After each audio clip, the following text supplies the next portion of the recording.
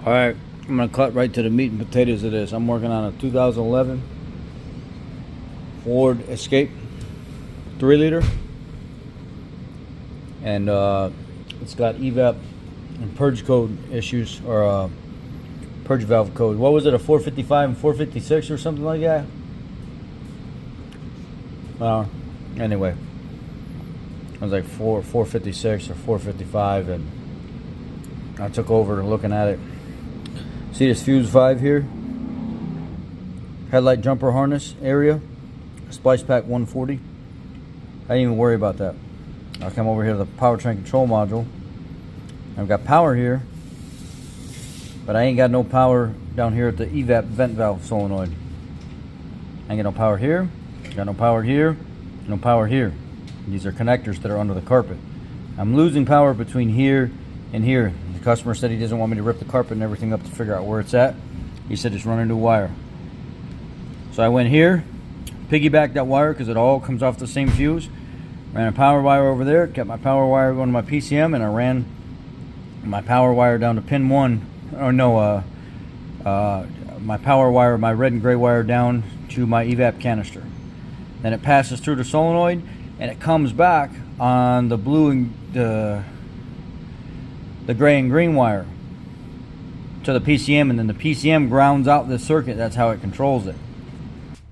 So using a computer, I commanded the solenoid on and off, on and off. It wouldn't do anything. No power down there, no nothing. So I started backtracking. Once I got the EVAP box down and out of the way, there's a little solenoid that goes in the side of the box. I'll show you what it looks like.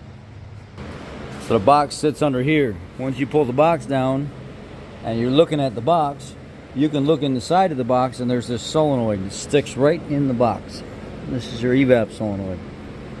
This is your vent valve that opens and closes and lets things vent to atmosphere through this tube, which is then mounted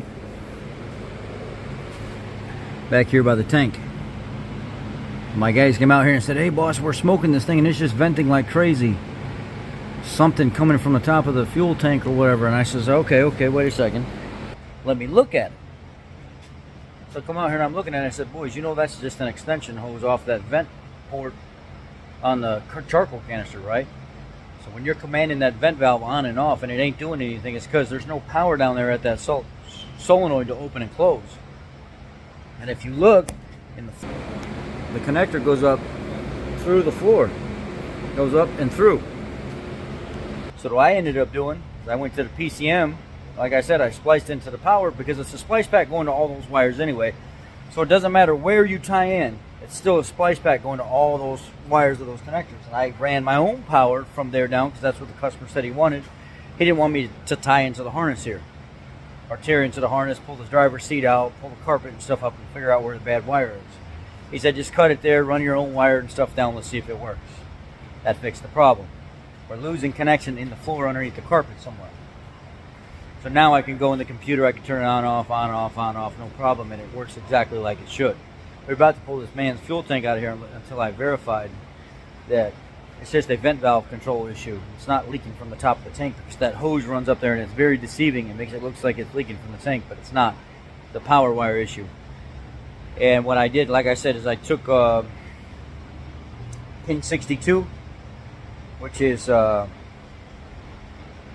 you went to your PCM connector on the left side, if you're looking at the engine, PCM connector on the left side, went 4 rows down, and then you went 60, 66 is on the outside, 65, 64, 63, 62. It's 5 pins in. It's a gray and red wire. Snip it, piggyback it with a connector, run a wire out of it, run your main power supply back to it again, bring it down to your vent valve. You've just recreated your splice pack point at a different location and ran a new wire, but it's still all of the same wiring. Still all goes back to the same fuse, which is fuse 5 in the fuse box. And then pin 20, which in that same connector shell, on the left side, if you're looking at the back of it, is 2 rows down, 18, 19, 20. It's a gray and blue wire, which is your ground, and it only grounds it out when it needs EVAP control. But you'll see power feedback on that line until it grounds out. That was the fix for this 2011 Ford Escape. Now I got to put it all back together and stuff like that, but I'll just put it all back together on Monday. Maybe tomorrow, or maybe I'll come in a little bit tomorrow because everybody's going to be out of town. So I'm going to program this Land Rover Range Rover over here. Transmission needs to be controlled in it, or programmed in it, so I'll come in and program that, and I'll get this finished and buttoned up. I was on the floor a lot today. I'm going home now.